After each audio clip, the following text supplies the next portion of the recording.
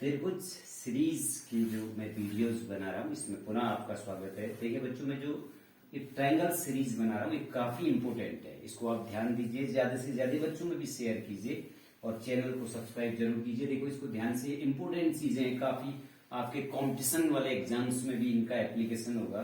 तो अगर आपको कोई फरमाइश हो या कोई कंफ्यूज हो तो आप कमेंट्स द्वारा मुझे बता सकते हैं। तो देखिए अब हम डिस्कस कर रहे हैं कि ट्रायंगल सीरीज की जो अनदर वो है आगे की जो है, इससे पहले मैंने आपको कॉन्ग्रुएंसी सिंगुलरिटी के बारे में डिस्कस कराया था। तो अब मैं बात कर रहा हूं इस पर सम इंपोर्टेंट थ्योरम्स, त्रिभुजों से रिलेटेड कुछ थ्योरम है, उनका मैं प्रूफ नहीं करा रहा हूं, उनका अप्लाई करना बता रहा हूं आपको, उसके बारे में बता रहा हूं ताकि आप क्वेश्चनों में उनको अप्लाई कर सकें, कॉम्पिटिशन वाले क्वेश्चनों में उनको अप्लाई कर सकेंगे। जनरली क्या होता है कि ज्योमेट्री पोर्शन थोड़ा सा टिपिकल लगता है, तो लेकिन उतना टिपिकल नहीं है, वो बहुत आसान है। आप ध्यान दीजिए, देखो कि उसमें कैसे कैसे अप्लाईमेंट करने हैं। आप फॉर्मूला भी अगर आप याद करते हैं, उसका अप्लाईमेंट सीख जाते हैं, तो आप यू कैन अप्लाई, आराम से हम अप्लाई कर सकते हैं। तो हम पहले बात करते हैं, देखो 10th स्टैंडर्ड पर भी ये चीजें हैं।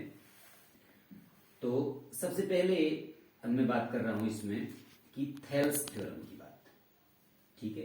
तो थेल्स थ्योरम, थेल्स की प्रमेय क्या है, देखो थेल्स। तो थेल्स की जो थ्योरम होती है, अगर हम थेल्स की थ्योरम की बात कर देते हैं, देखो तो 10th स्टैंडर्ड पर इसका एप्लीकेशन होता है थेल्स, ठीक। तो थेल्स की थ्योरम क्या है कि ये बड़ी इंपॉर्टेंट है। देखिए इसकी कॉम्पिटिशन में भी इसका एप्लीकेशन होता है। तो ए बी सी एक ट्रायंगल दे रखा है, वो क्या कहता है कि किसी ट्रायंगल्स में अगर एक भुजा के समांतर एक रेखा खींची जाए, देखो मैं इसके डिफरेंट डिफरेंट केस बताने वाला हूं, बड़ा इंपॉर्टेंट पॉइंट है। एक भुजा के समांतर ये ए बी सी, बीसी के समांतर पी क्यू है, एक भुजा के समांतर रेखा खींची जाए तो वह शेष दो भुजाओं को किसके समांतर खींची है, बीसी के। तो शेष दो भुजाएं कौन कौन सी बची, ए बी और ए सी, इनको इक्वल रेशियो में बांटती है, ठीक है। ये एक कोई लाइन है, ये आप इसको चाहो तो आगे बढ़ा करके ऐसे इंडिकेशन भी दे सकते हैं, ऐसे करके लाइन है कोई, ठीक है। तो हम क्या कहेंगे, if any line is parallel to any one side of the triangle then it equally divided या equally divided in the same ratio to the remaining sides. जो रिमेनिंग साइड्स जो है उनको सेम रेशियो में डिवाइड कर देता है, ठीक है। तो ये देखो, अब जैसे यहां पर काट रहा है तो इसके दो टुकड़े क्या बने, एपी और पीपी, है ना ये दो टुकड़े। तो इनका जो रेशियो है AP upon PP is equal to, ये इधर दो टुकड़े बने हैं A Q upon Q C. ये आपका थेल्स की थ्योरम, देखो AP upon PP, A Q upon Q C, okay. अब देखिए, अब मैं आपको इसमें इसके डिफरेंट केसेस बता रहा हूं, बड़ा इंपॉर्टेंट पॉइंट्स है। देखिए एपी अपॉन पीबी बराबर ए क्यू अपॉन क्यू सी। अगर मैं इसको अप्लाई करना चाहूं न्यूमेरिकल पोर्शन में, तो देखो इसको कितने तरीके से अप्लाई हो सकता है। नंबर एक, AP upon this plus this भी कर सकते हैं, एपी प्लस पीपी, यानी कि अगर आप चाहो तो इसमें एपी प्लस पीपी बराबर A Q upon A Q plus Q C. ये एडिशन रेशियो, योग अनुपात होता है, ठीक। ये भी इसका एप्लीकेशन आया।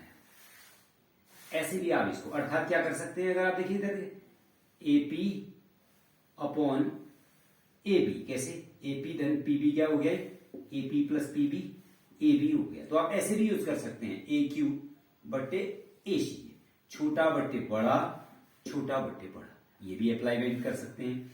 और क्या कर सकते हैं, यहां से सिर्फ क्रम का ध्यान रखिएगा, बीपी बट्टे बी ए, सी क्यू बट्टे सी ए, कैसे भी अप्लाई कीजिए वो सब चलेगा। और ऐसे भी ले सकते हैं, उल्टा भी ले सकते हैं, देखो एपी प्लस पीपी, अर्थात इसको चाहे तो ऐसे भी लिख सकते हैं, ए बी बट्टे एपी बराबर ए सी अपॉन ए क्यू। बस क्रम का ध्यान रखना है, बड़ा बट्टे छोटा, ठीक है। अब कई बार न्यूमेरिकल में ये साइड दे देते हैं तो इनका भी इक्वल होता है। तो देखो ये आप ऐसा भी ले सकते हैं इसको, ए पी बट्टे ए बी बराबर ए क्यू बट्टे ए सी बराबर पी क्यू बट्टे बी सी, ये भी आप कर सकते हैं। इसको भी क्यू देखिए ये जो छोटा त्रिभुज है इस बड़े त्रिभुज के सिमिलर हो जाएगा। कैसे?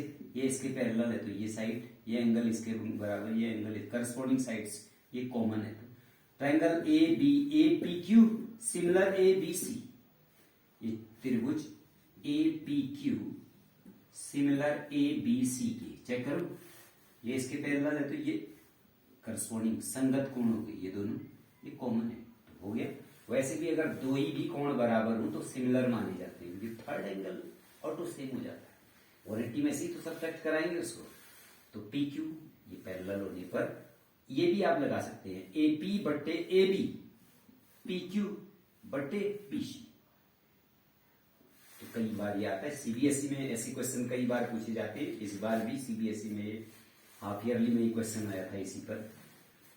थ्री साइड ये x इसका मान बताइए, तो अब उसमें हम क्या लगाएंगे ए पी बट्टे ए बी, पी क्यू बट्टे B C, A P upon A B बराबर पी क्यू बट्टे बी सी, इसको अप्लाई कर सकते हैं। ओके, तो ये डिफरेंट टाइप से आप कैसे भी चाहे तो थेल्स की थ्योरम का एप्लीकेशन कर सकते हैं। तो एक थ्योरम आपकी होगी थेल्स। तो देखिए थेल्स थ्योरम ये एप्लीकेशन है। अभी इसी में अगर आप इसका उल्टा लेते हैं, सपोज करो ये देखो थेल्स की थ्योरम, ये थेल्स की थ्योरम में इसमें क्या था, if P Q parallel to B C then A P upon P B बराबर A Q upon Q C, ये रेशियो है A P upon P B बराबर A Q upon Q C. और इसी की अगर हम अपोजिट थ्योरम कहें तो क्या कहेंगे कि इफ एनी लाइन